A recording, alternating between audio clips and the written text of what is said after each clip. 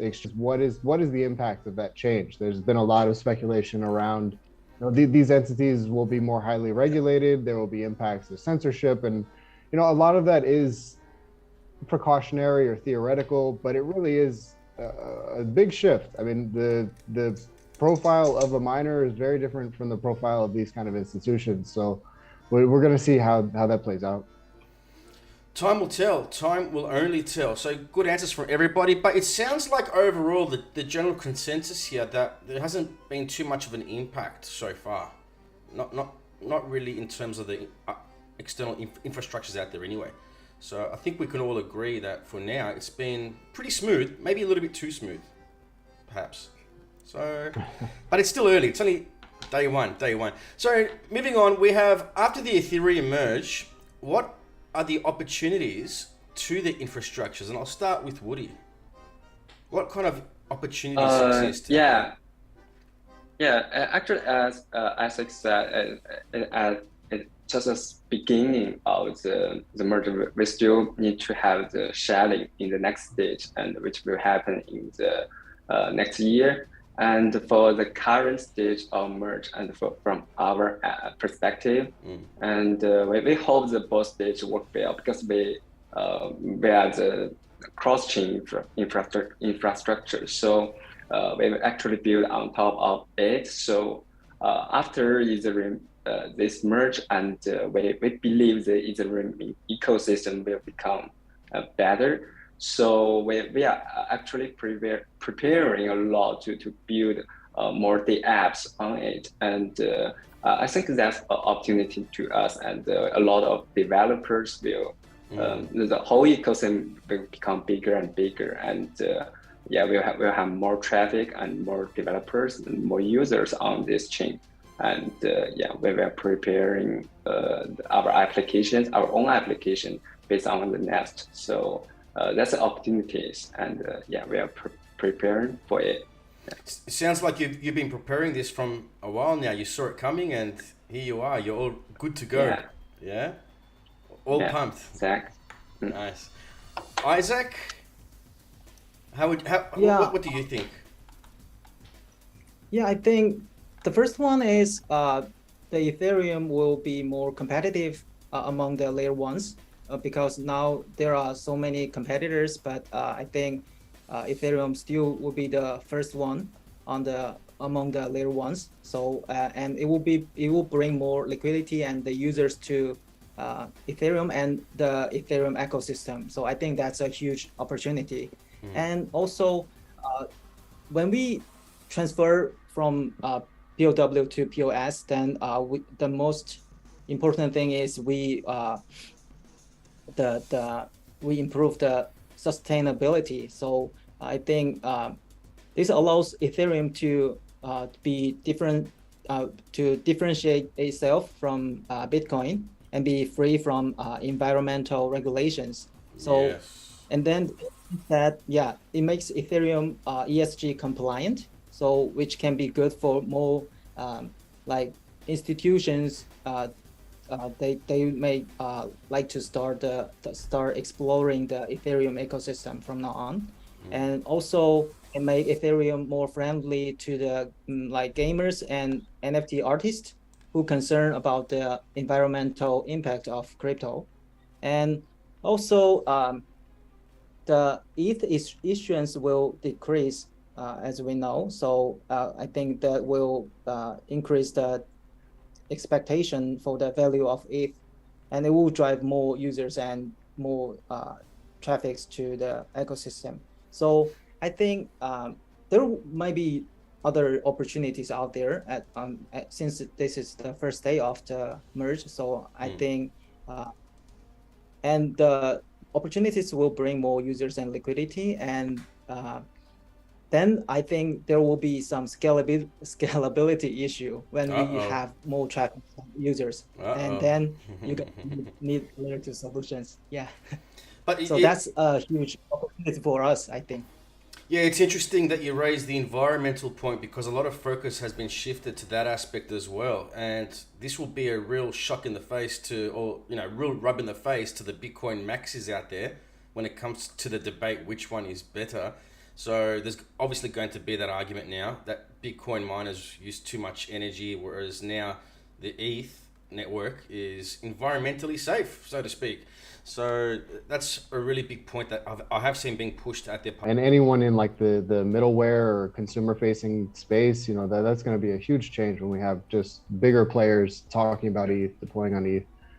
I think those questions around censorship or what changes when you move from proof of work to proof of stake, I think is a real opportunity for other smart contract chains. I think Ethereum Classic has really seen increased interest in the last few months in a way that just hasn't been the case, you know, for years. Yeah. Ergo similarly, and you know, we've also talked to layer 2, you know, protocols who have those questions around, you know, censorship and any sort of issues that they might see. And yeah, I think that those changes are going to be, I don't know, they may be opportunities, you know, all this stuff around, you know, what changes with POS may be alarmism, but I do see it as an opportunity for other chains that maybe people share sentiments with, and maybe they're not 100% on board at this change. And there has been a lot of talk of governments around the world that they want to shut down Bitcoin because of its environmental impact, yeah. Whereas now this protects ETH from that same type of legality issue, if there was to be one in the future. So very interesting answer as well. All right, so Woody, after the Ethereum merge, we've spoken about the opportunities, but what about the challenges to infrastructures post-merge?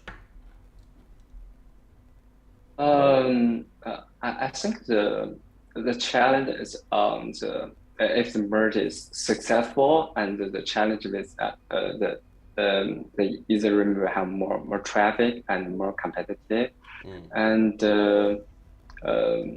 because for us, and the next is a PVM, and it is just an extension to the EVM. So our challenge is appealing more projects. It just build based on Nest and not ETH, not Ethereum. So we can't have a competition with it. So if a lot of users want to use ETH, not use instead of Nest token, and call our Nest PVM, and I think this is the challenge we will see if it's mainly on the competition part for the Ethereum merge after it's successful.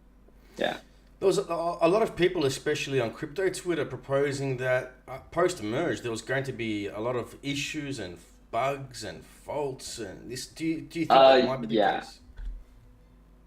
That will be the case, but that will be not a very big case to us, because we're cross-chain. If the Ethereum chain that we don't have this chain have some issue and nobody use it, and we just lose these opportunities. But we can still on the BNB chain and Polygon and this kind of chain to do our projects. Yes. So you're all good then. You're all good.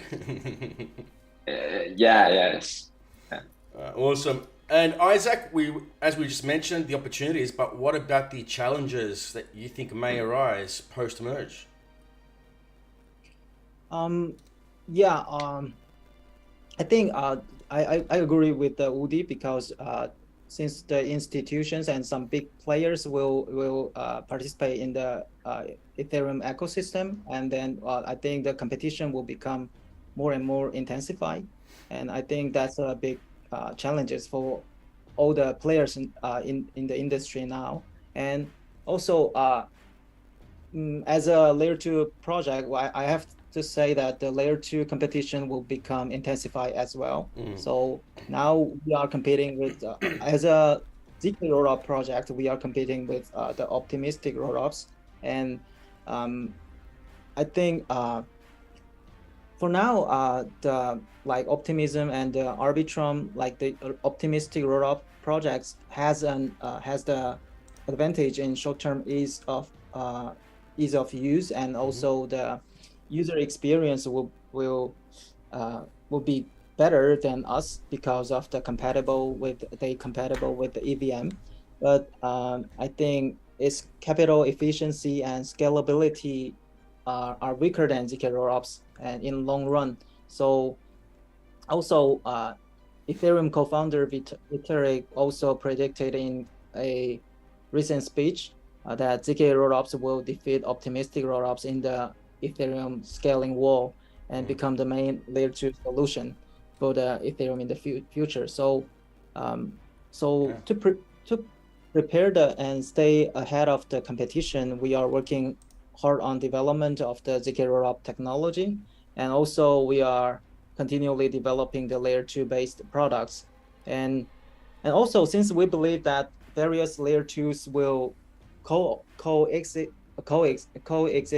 in the Ethereum ecosystem in the future, so we are also exploring the interoperability of the technologies of the layer 2s as well. So yeah.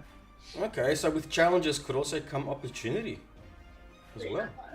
Yeah, I think so. Interesting way of putting it. So Matt, we went through some of the opportunities. So what, in your opinion, could be some challenges post-merge to infrastructures? Yeah, so I disagree with the idea that there's going to be bugs or anything like that with this change. I think the way that this has been carried out, like, people have criticized Ethereum for years for taking so long, but I think the solution they came up with really is just a great idea for this idea of changing an engine mid-flight. And yeah, I think what we've seen thus far is going to continue to be the case. I think everything's going to be pretty seamless, in my opinion. The real challenges I see from an infrastructure perspective have to do with this idea of like a social fork. So if there are censorship concerns, you know, there are issues with governments or other agencies trying to, you know, manipulate what's happening on chain. All of a sudden, infrastructures need to kind of pick a side. You know, if you're providing staking services, now you have to have an opinion about which side of the fork do you want to go on. Do you want to participate in a hard fork to remove another censoring party's stake? You know, if you're running infrastructure, you need to update to follow the hard fork. And I don't know how likely all these things are, but they are introduced into the equation in a way that they just weren't before. And it is an additional consideration for anyone operating Ethereum infrastructure. So all those rumors of bugs and flaws and exploits, that were just FUD, in your opinion? I believe so, yes. Yeah, and they're pretty much based on no grounds. So it was much. I think it's a quite complicated process, and I think you know, people who have not been paying much attention. Yeah, it's very easy to think a change of this magnitude would have issues, but if you've been following the process for the last few years, it really is a good idea. Keywords right there. For the last few years, this is not something that was just decided overnight and done within 2 or 3 months. This has been years in the making, years of research and development. So it's not like they rushed into it, and there has been a test net for people to go through as well. And it's not like if they weren't 200, 500, 1,000% sure, they wouldn't have released they wouldn't have conducted the merge yet. Basically, there's a lot of money and technology on the line here, a lot. So I don't think that would be that negligible to just say, hey, all right, we think we're ready, let's just do it now. No, we just pretty much FUD out there. So moving along, we have, is there the potential risk to the Ethereum ecosystem post-merge, and do infrastructures have preparation for that? I'll start with Woody. Yeah, I think stable coins could be the potential risk, and because they are frequently locked in the DeFi agreement on the Ethereum, and there are a lot of parties borrowing and for the trading leverage, and so and currently most of stable coins are centralized, so they have to choose side to make sure that will they support ETH-POS or other ETH-PW or other forks or both. Yeah, and I think this process may cause some risk in the defined protocols in the Ethereum ecosystem. It's a maybe, and because there are so many protocols on it, so yeah, there might be some issues they haven't tested before. So yeah, it is a potential risk, I think. Yeah, and for the preparation, as I said, that it's from our perspective, we actually it's not impact us very big. So maybe we don't prepare for this risk. Yeah. It's interesting on the topic of risks. The first thing you brought up was stablecoins, which by the majority of people out there in the public, people would think once upon a time stablecoins were untouchable, and a lot has changed as we have all seen this year. And now when people hear stablecoins, they're like, oh yeah, I don't know, yeah, okay, I'll trust it, because you just don't know anymore. Anything can happen. It's just so unpredictable these days. But I just find it interesting that the first thing you brought up to that particular question was the stable coins. So yeah, first time I heard that actually. It's that kind of question. So Isaac, do you believe that there is a risk to the Ethereum ecosystem post-merge? And if there is, do you think infrastructures are prepared for it? I actually agree with Matt. I don't think there will be any consensus bug or some bugs on the network, because there were so many efforts and putting on the upgrade, and it's been so they prepare it for a long time. But in case of the bug, we suspended the service today for around 1 hour to prepare for the potential risk, and we monitor the merge upgrade, but we found no major problems, and we think that the network upgrade is really smooth, so we just restarted the service today. And so I think there will be no much risk on the consensus or the network. But I think I have the same concern on the hard fork. If there is some another chain occurred, then I think there will be for us as a project team. I don't think we will have any risk, but for end users, I think they will be confused about the services, and there will be some safety issues for them. So I think that's some risks for the end users. But for us, I don't think there are major issues for now. Yeah. When you say you suspended services for about an hour, was that well received? Did people understand, or what was the reaction to that? Any reaction?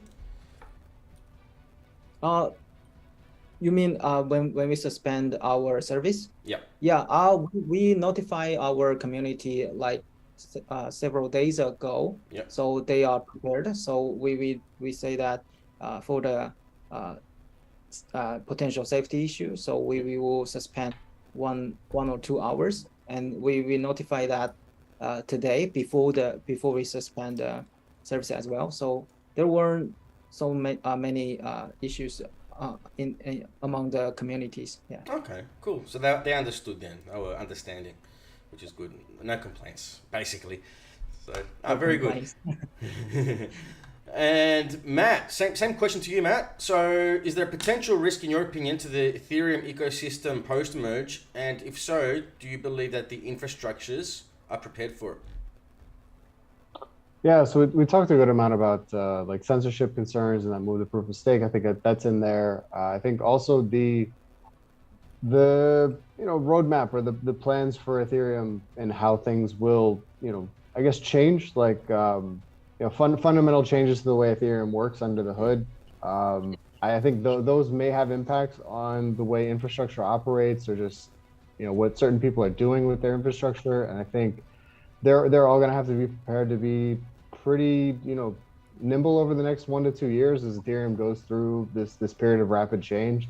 And I think the Ethereum that comes out on the other side may look very different from the Ethereum we see today. And those infrastructure providers are going to have to, do well at keeping up. And because I think the Ethereum, group, or at least Vitalik, has signaled that they don't plan on kind of slowing down or waiting for anybody. They have a lot of work to do, and they have very ambitious plans for where to take this network. And I think everyone else is going to have to keep up. That's kind of what the tone I feel that's being set. Well, we've been talking about the tech so far, so let's talk a little bit about the other side, which is the money part of it. Because a lot of people are here for the tech, but there are also a lot of people here for the cash. So on that note, and that's the truth. So I'll start with Woody for the next question. Woody, what's your opinion of the market, and will the market go bullish post-merge or not yet? And this is just opinions now.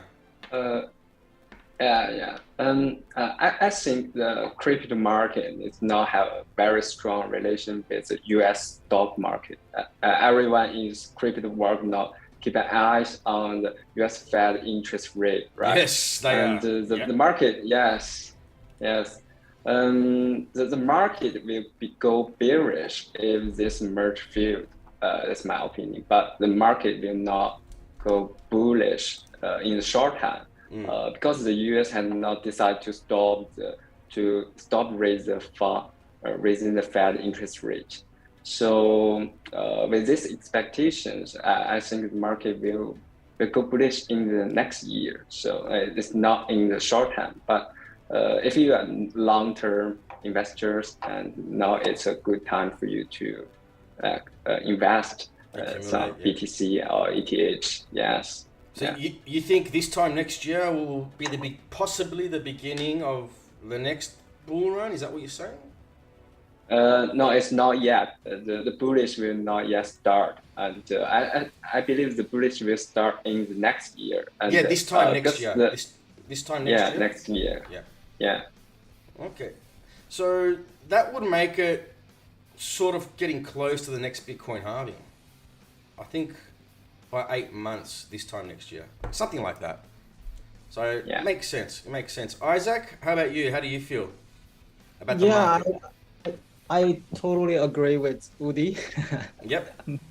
Maybe much more negative because it's my personal opinion, but as Woody mentioned, the US the economic conditions of US and of whole world is not really positive, and also there are some political risks, like we have the energy risks from the war, and so and also since nowadays many institutions are intervening in the crypto industry, so I think the negatively affect that there will be some negative effects impact the cryptocurrency industry. So and also the on-chain data like the DeFi users figure and the NFT marketplace figure is now decreased significantly these days, and also we don't see much game changers or some killer DApps gathering the expectations. Yes, there are some move-based layer 1 projects like Aptos or Sui drawing some high expectations, but I don't think they can turn the whole situation to positive. So and also as you mentioned, the Bitcoin halving is still like almost 2 years away. So there are no big industry milestones. So it's in the near future. So I think I think there will the bullish market will continue until maybe by the end of next year. When we expect the next Bitcoin halving. That's my opinion. Do you think we'll be bearish until end of next year or bullish end of next year? No, bearish until until the next show. So I think it's a good time for us to study and develop our products to prepare for bullish market. Yep, definitely. I can see Matt is hanging to answer this question. So Matt, in your opinion of the market, what do you say? Bullish or bearish post merge? So I'll say one thing seems for certain: the ETH BTC pair seems to have turned bullish, and I think that will. I don't see anything standing in that way. That seems like that will continue to be the case with this reduction issuance, the ESG, the new stakeholders coming online because they're comfortable deploying on Ethereum. Like, I think all of that is moving in the right direction. I agree with Woody and Isaac on the macro trends. I think it's a very tough picture. And I think there's a lot of deleveraging going on, and governments are trying to break the back of inflation, and crypto has not shown itself to be an inflation hedge. I think that's one narrative that maybe it's too early. Maybe we need another 10 years before that's the case. But I think it's definitely shown in this market that just did not hold up, and crypto is more of a speculative kind of play still. Yes. I think maybe we go sideways, or maybe we establish a new floor. I mean, maybe we get used to, say, over a 2-year time frame, Bitcoin at 50K feels low, because people want it to go to 1 million or something like that. Maybe it does in the next bull run, but I think, I don't think we'll see very dynamic price action for some time just because of the macro environment. So do all three of you think it's safe to say that while inflation keeps increasing, people will be wanting to minimize their risks, as I believe we have seen them doing? People who are invested in the stock market, invested in crypto, they'll lose X amount of dollars on one side, and they want to minimize their risks in crypto because, hey, they want to make sure they can pay their bills, pay their mortgage or their rent, put food on the table, and they don't want to have more potential risks and lose more in something like crypto, even though they can also make more. But right now, the way inflation is going, people seem to be wanting to minimize their risks. Could that be safe to say for now?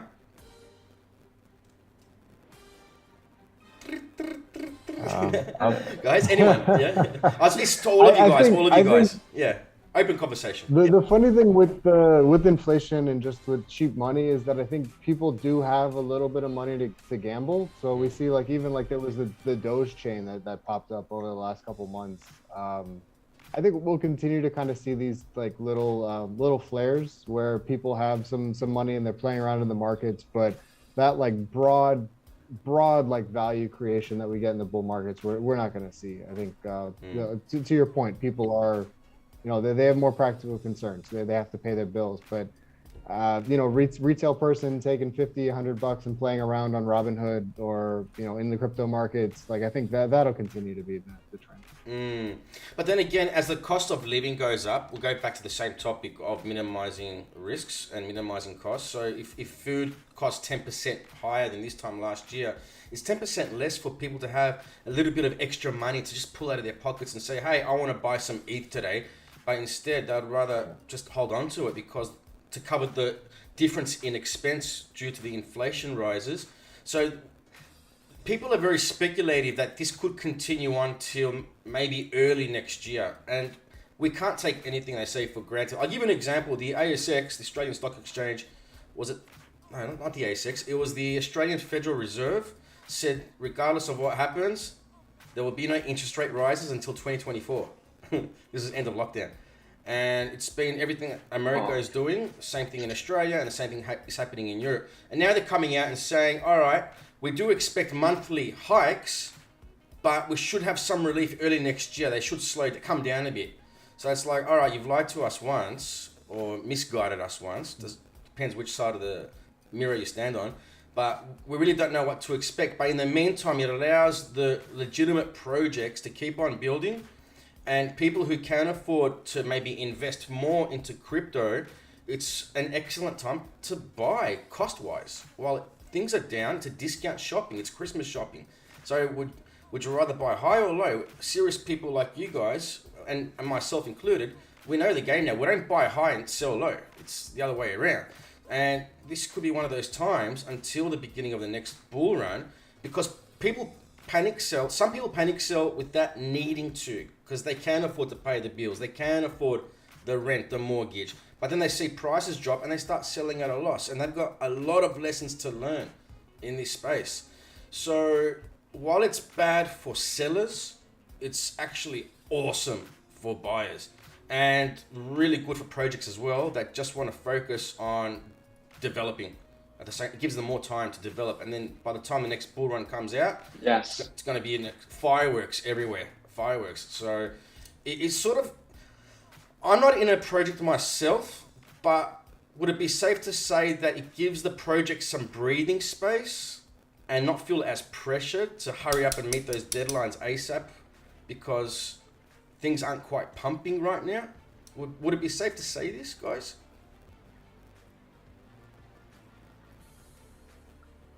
Isaac?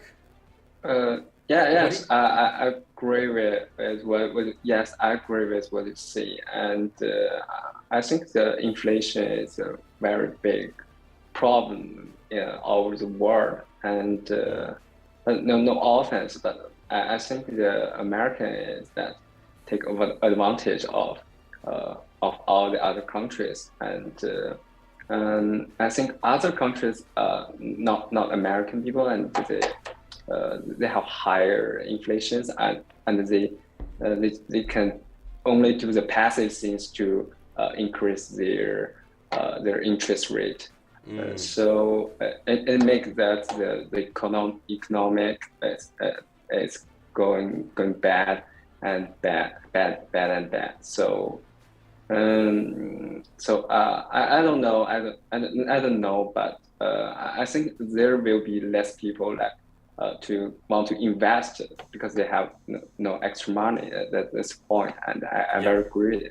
And for some countries, I think maybe it is a little possibility that they can accept that the crypto as their to do the payment in their country, and so people can use this crypto token to not just to investment, but as their asset to buy food, to pay the bills.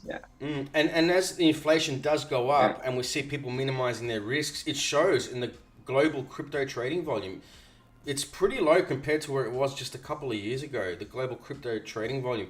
I mean, some days we see $60 billion, $70 billion, and it might sound like a lot, and it is a lot of money. But by crypto standards, we've seen a hell of a lot more than that in more happier times. And by crypto standards, that's actually a bit low. $60 billion, $70 billion a day. Quite low. So anything else you guys want to add on that topic? That's an interesting one, that one, with the market speculativeness. I think for projects that have, infrastructure to build, or are looking to expand their community, I think the bear markets are great. They really do kind of clear the noise and really allow those projects to focus on what they're doing instead of feeling these pulls to chase the trends or to be active in 10 different arenas. Projects that are more mature and are really just trying to take the next step or leverage the hype or gain broader awareness, mainstream adoption. I think it's harder for them. As NFTs are a great example of this right now. If you look at the last bear market, if you're an NFT project, it was great. You built, and then during the bull market, also good times. But now this bear market, I think for NFT projects, I mean, what do they do? Anyone who's in that space, unless they have, music NFTs, I've seen there's some communities around people trying to do new things. But a lot of the generative projects or digital art, it really just seems like a vacuum of activity of, where do you go from here? I think it's really hard for those guys. Yeah, definitely. Very competitive. So, which brings us to the next question. And it's interesting you said that, Matt, because that's kind of a segue into the next question. So I'll start with Woody, though, because again, I'm going in the order of my screen. So Woody, which sectors will lead the next bull market, in your opinion? I prefer GameFi will lead the next bull market. And actually, I have two reasons. And the first one is there's a lot of ventures that they love GameFi this year, and a lot of monies are invested in this GameFi projects this year. So, and although it's a bear market, So I think investors are smart people and they don't want to lose money. So yeah, the sector they choose, the map has a potential. Yeah. And the second reason I think that actually GameFi is the first step for us to go to the metaverse. And actually our technologies and developed very, very fast with this both hardware and software. So this all fundamental this all fundamentals of the metaverse. So I believe the next bull market will be the metaverse bull market. So the GameFi will be the first to the lead sector of this. Yeah. Nice. So are you a gamer yourself? Do you game? Yes. Yeah. A console or PC? PC. Yeah. Anything good you're playing at the moment that you can recommend to a fellow gamer? Dota 2. Yeah. Okay. It's kind of old game. Yeah. Oh, okay. So you're more into the old school stuff. Yeah. Yes. Okay. Yeah. Yes, same here. I used to play Pac-Man when I was younger. And that brings us next to Isaac. So which sectors do you think will lead us into the next bull run, in your opinion? Yeah, I agree with Odi. I think for mass adoption, the metaverse and also the GameFi will be easy for users to understand and easy for them to adopt the service, to to enjoy the service. And also we can see some big players outside of the crypto industry. They are preparing to jump into the metaverse. So I think that will be one sector. And also, yeah, I am really interested in metaverse. So I think that's a sector. But I think as a layer 2 project, I think that before the GameFi and metaverse gain the more attention, I think there should be the scalability problem should be solved in a hand. So I am focusing on the sharding of the Ethereum to be ready. Yep. Because many people think that when sharding is ready, there will be no use of the layer 2, but actually I think that's a misconception because and the initial stage of sharding, I think they only support the database, but not handling the transaction or smart contracts. So they will give us some space to, So and some space and opportunity. So I think, and also since now the Optimism or Arbitrum or ZK-Sync are gaining some of the attentions in the industry now. So I think maybe early next year when we have ZK EVM, then there will be big competition between optimistic rollups and ZK rollups. Then I think there will be some trends on the. I think the layer 2 sector will become hit, and then after that, when the scalability is ready, then I think metaverse and GameFi will get the next attention. Yeah. Okay. So far, Woody and yourself both agree GameFi and metaverse. So that leaves us with Matt. Matt, which industry do you think will take us in to the next bull run? Yeah, I think GameFi and metaverse are great. I agree with those. I think the layer 2 protocols are going to capture a lot of value. I think all those tokens have bright days ahead of them. I mentioned music NFTs. That kind of came up randomly, but I think from that NFTs creative kind of aspect, I think music and crypto really has never seen that real bull run. So I think we could have some stuff there. I also want to mention DAOs. I think DAOs have been a really instrumental thing in getting crypto where it is now the last few years. And I think that kind of bull run, I think we've seen kind of the components or what it might look like. But I think DAOs DAOs will be a big part of next bull run. Okay, interesting. So GameFi, Metaverse, and DAOs. Yeah, the L2s too. I think all those, Optimism. I guess Arbitrum doesn't have a token, but the L2 networks with tokens, I think, will capture value from the economic activity on those networks. And speaking of GameFi, are you a gamer yourself or not? Not really. No. You're not a gamer. Okay. And I didn't ask Isaac either. Isaac, are you a gamer or not really? Oh, no, not really.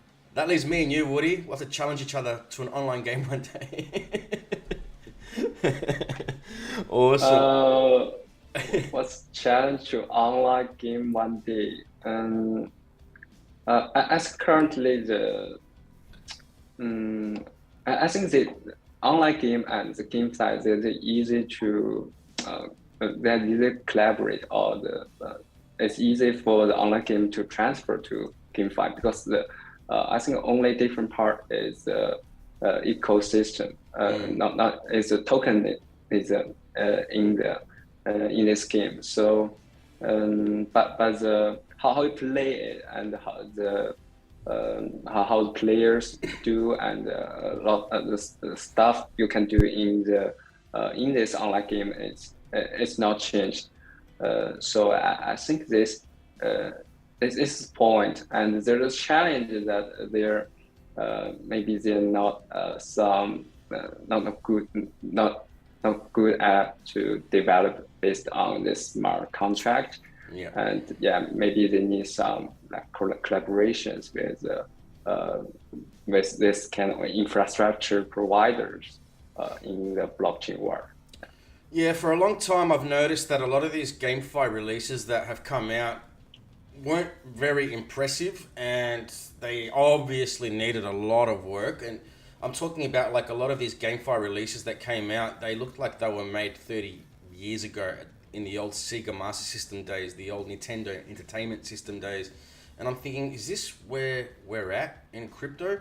But it wasn't until especially the last few months I've started to notice some beautiful things coming out, beautiful projects, beautiful games. And I'm thinking, okay, so they do exist. They do exist. Now, it seems like the market was a bit flooded with new projects, but they were taking way too many shortcuts. And I thought, all right, I know everybody's talking about GameFi and Metaverse leading the next bull run, but again, in terms of standards in accordance to the releases that we've seen in the past, especially with GameFi, I'm thinking this can't be the future. But again, there have been some more beautiful games coming out and more beautiful games in development right now, which is a breath of fresh air. So it's one thing to take shortcuts, but then it's another thing to just really take your time and do what's necessary, do what's right. Don't take the shortcuts, get it right the first time, and then those results will show, and those types of results could be what possibly leads us into the next bull run. The Metaverse is an interesting one, and I know that's gaining a lot more popularity as well. But again, going back to Matt, what he mentioned lastly was that the decentralized autonomous organizations, which I don't really hear too many people talking about, because it seems like, I don't know, maybe a lot of people just don't appreciate what they truly mean, perhaps, and they don't understand it. But like Matt said, they do play an important role as well. And yeah, it was really interesting to hear him say that that could also be a contributing factor into the next bull run. And that's some food for thought for me. I'm going to give that some more thought, because that's really interesting, really interesting. This is the beautiful thing about having a panel of 3 awesome guests, and you get all these different opinions from different people from all over the world, and we learn stuff from each other, and it's really cool to be here. Thank you for coming to Huobi X-Change, gentlemen. So having said that, before we give this a wrap, because we have reached the end of our questions, but Woody, is there anything else you would like to tell the Huobi Global audience before we give this stream a wrap? Binance. Is that okay for? Binance? Binance. Oh, okay. Binance. Not financial advice. Not financial advice. Oh, okay. Whoops, you forgot that part. No financial. Not financial advice. And Isaac, anything else you would like to leave the Huobi Global audience before we give this stream a wrap? Oh yeah, I think. Oh yeah, thanks for Huobi Global to inviting me here, and I had a great time, and love to talk to you guys. And also, I think the merge is the start of the Ethereum 2.0. So I think we can expect more in the future, and we have so many upgrades ahead of us. And I think also not only the Ethereum, also the industry is. I think there are still a lot of potential opportunities in the industry. So I think, we can, stay strong and survive the market. Yeah. Hang in there, people. Hang in there. It'll be fine. And also ZKSpace will survive. So please keep an eye on us. Yeah. Keep an eye on them. That's it. And Matt, anything else you wish to leave with the Huobi Global audience before we give this a wrap? Yeah, I just want to say, today's a big day with the merge going live for Ethereum and I think for crypto as a whole. And it's been a pleasure to share it with you guys and with the viewers as well. From my end, if you're interested in cutting edge blockchain technology, or just you're kind of like a critical mind when it comes to these solutions, check out Nervos.